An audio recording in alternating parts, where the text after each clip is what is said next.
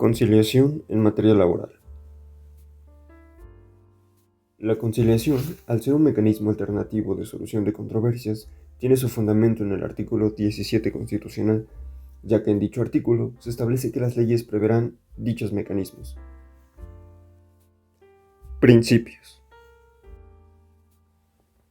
Existen principios básicos que caracterizan a los mecanismos alternativos de solución de controversias, los cuales son los siguientes. Primero, tenemos la voluntariedad. Esto consiste en que no hay una obligación de llegar a un acuerdo en esta etapa. Flexibilidad.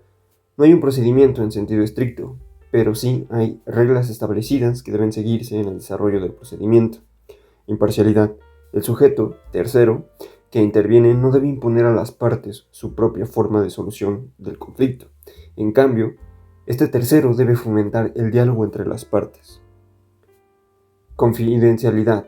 El deber de no revelar el contenido del mecanismo alternativo de solución de controversias. Igual consiste en que no podrá ser usado en un juicio, es decir, todo lo actuado no podrá ser usado en una etapa judicial o en una instancia administrativa, y tampoco podrán ser llamados como testigos las autoridades de la instancia prejudicial o de la instancia de conciliación. Como característica también tenemos que la conciliación forma parte de los mecanismos alternativos de solución de controversias, que se dan por medio de la autocomposición, es decir, son las mismas partes quienes solucionan el conflicto y deciden, por lo que el tercero solo interviene fomentando el diálogo entre las partes. Autoridades encargadas. De conformidad con el párrafo cuarto, fracción 20 del 123 constitucional, la autoridad encargada de la función conciliadora será, en el ámbito federal, el Centro Federal de Conciliación y Registro Laboral, y en el ámbito local, el Centro Local de Conciliación. Del procedimiento de conciliación prejudicial, que se encuentra reglamentado en el artículo 684-B de la Ley Federal del Trabajo.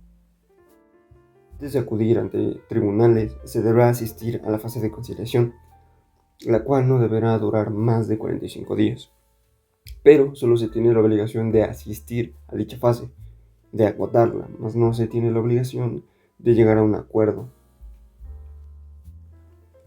Datos de la solicitud de conciliación. De acuerdo con el artículo 684C de la Ley Federal del Trabajo, la solicitud de conciliación deberá contener los siguientes datos: nombre, CURP, identificación oficial del solicitante y domicilio dentro del lugar de residencia del centro de conciliación al que acuda, para recibir notificaciones en el procedimiento de conciliación prejudicial. El centro facilitará los elementos y el personal capacitado a fin de asignarle un buzón electrónico al solicitante. En caso de que el solicitante no cuente con la identificación oficial, podrá ser identificado por otros medios que disponga el centro. También deberá contener el nombre de la persona, sindicato o empresas a quien se citará para la conciliación prejudicial. También llevará el domicilio para notificar a la persona, sindicato o empresa a quien se cita. Por último, deberá llevar el objeto de la cita a la contraparte. Si el solicitante es un trabajador e ignora el nombre de su patrón o empresa de la cual se solicita conciliación, pasará con señalar el domicilio donde prestó sus servicios. Dicha solicitud podrá hacerse a través de comparecencia o de manera electrónica a través de la página del Centro de Conciliación y Registro Laboral.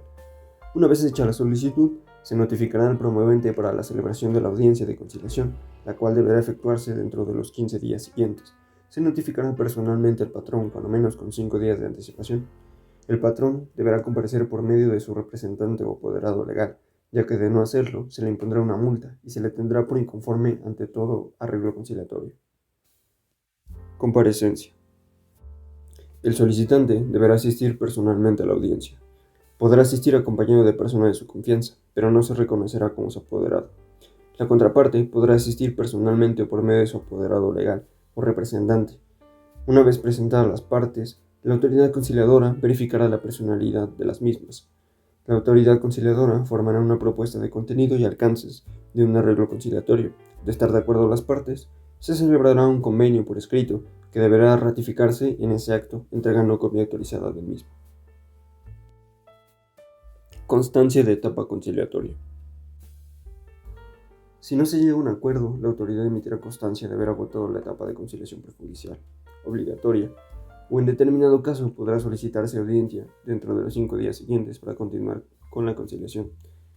Dicha constancia se vuelve trascendental para continuar con una etapa judicial, toda vez que será un requisito indispensable a la hora de presentar la demanda, y de no hacerlo se nos requerirá para que la presentemos. De no tenerla, se nos obligará a agotar la etapa prejudicial. El convenio celebrado.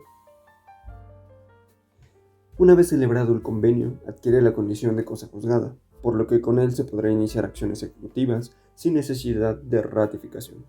Se entregará copia certificada del convenio y de las actas donde conste el cumplimiento del mismo. Si en ese momento se da cumplimiento a lo establecido en el convenio, las autoridades certificarán dicha circunstancia. Excepción de la instancia conciliatoria. Artículo 685 ter de la Ley Federal del Trabajo.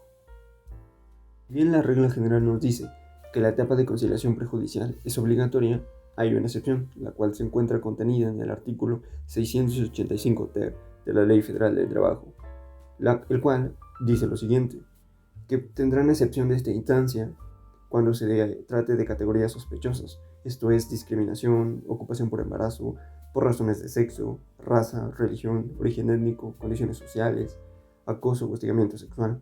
También cuando estemos en un procedimiento de beneficiarios por muerte o cuando se esté reclamando alguna prestación de seguridad social, como lo puede ser por riesgo de trabajo, por maternidad, por invalidez, por un seguro de vida, guarderías, enfermedades, prestaciones en especie o algún accidente de trabajo.